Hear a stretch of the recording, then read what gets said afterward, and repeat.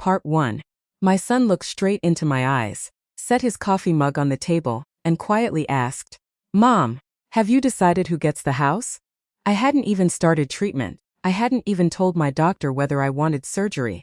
But somehow, my children were already planning a future that didn't include me. 27 minutes later, my phone rang. That single call changed everything, not just my diagnosis. It exposed the three people I had loved more than my own life. My name is Margaret Collins. I'm 64 years old, a retired school librarian from Asheville, North Carolina. For most of my life, I believed kindness always came back to the people who gave it away. I was wrong. If someone had told me a week earlier that my own children would reveal their true faces before I had even begun fighting for my life, I would have laughed. A mother doesn't stop believing in her children simply because they grow older. Sometimes, she believes long after everyone else would have stopped.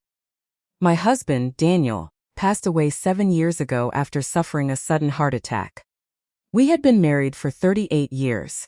He wasn't a wealthy man. He wasn't famous, but he was the kind of husband who fixed broken fences before breakfast and somehow made every ordinary Tuesday feel important. When he died, the silence inside this house became louder than any storm. Still, I carried on. I had 3 children to be proud of, or so I thought. My oldest son, Ethan, was 38. A successful financial advisor who measured almost everything in numbers: time, money, opportunity. Even conversations felt like investments with him. Then came my daughter, Claire, 35, confident, charming. She worked in advertising and had a gift for making difficult conversations sound beautiful. She could sell hope to someone who had already given up. Finally, my youngest, Noah, 31. Quiet, reserved. An accountant who rarely argued with anyone. He had always been the sensitive one. As children, Ethan protected his siblings. Claire made everyone laugh. Noah cried whenever he saw injured birds. Looking back now, children don't always grow into the people you remember. Sometimes they grow into strangers while still wearing familiar faces. The only person who still visited without asking for anything was my granddaughter, Lily. She was 16. Every Sunday she came over after soccer practice. Sometimes we baked cookies. Sometimes we watched old movies. Sometimes we simply sat on the porch doing absolutely nothing. Those afternoons became the happiest part of my week. She never checked her phone every 5 minutes. She never looked rushed. She simply wanted to spend time with her grandmother. That kind of love has become surprisingly rare. 4 days before everything collapsed, I visited my doctor because of constant fatigue and sharp pain across my lower back. I expected vitamins, maybe arthritis. Instead, the doctor stared at my medical file much longer than usual. Then she slowly removed her glasses. "I'm afraid the scan found something we need to investigate immediately." Every heartbeat suddenly felt louder. She explained there was a suspicious mass. Additional reports suggested it could already be advanced. Nothing was absolutely confirmed yet. But the situation was serious enough that treatment discussions needed to begin. I don't remember much after that, only the silence during the drive home. I parked outside my house, but couldn't bring myself to open the front door. For nearly 15 minutes, I simply sat behind the steering wheel, staring at my own porch. Everything looked exactly the same, yet nothing felt the same anymore. That evening I called my oldest friend Dorothy. She had lost her husband years earlier. She understood grief better than anyone. "Don't tell the kids tonight," she gently advised. "Give yourself one night to breathe." I wanted to listen. I truly did. But mothers have strange instincts.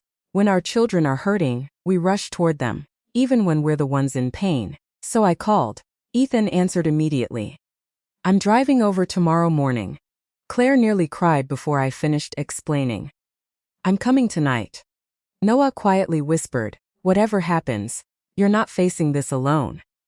3 promises, 3 voices filled with concern, or at least, that's what I believed.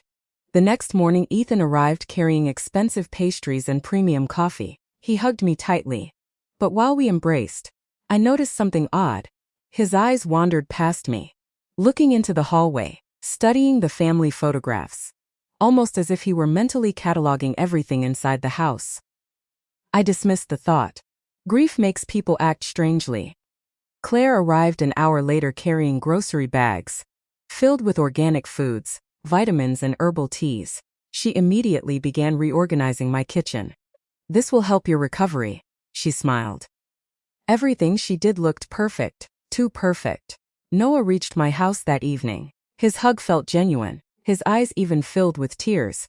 For a little while, I believed maybe I had imagined the uncomfortable feeling growing inside me.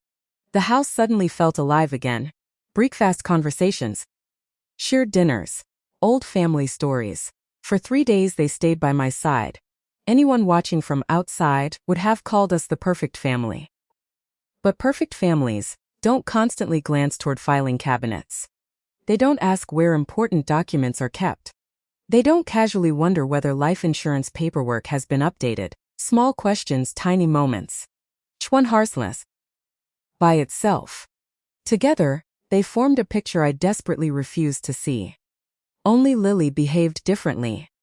She never asked about hospitals. She never mentioned finances.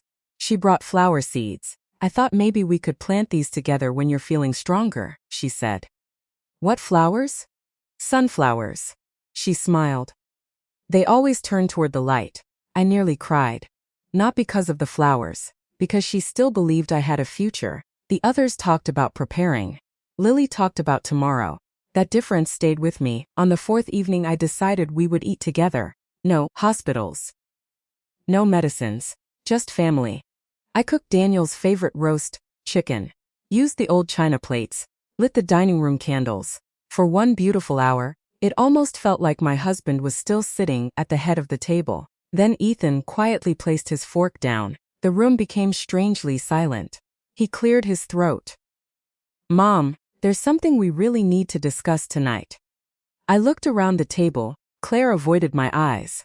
Noah slowly lowered his glass. And for the first time since hearing my diagnosis, I felt genuinely afraid. Story continues. End of part 1.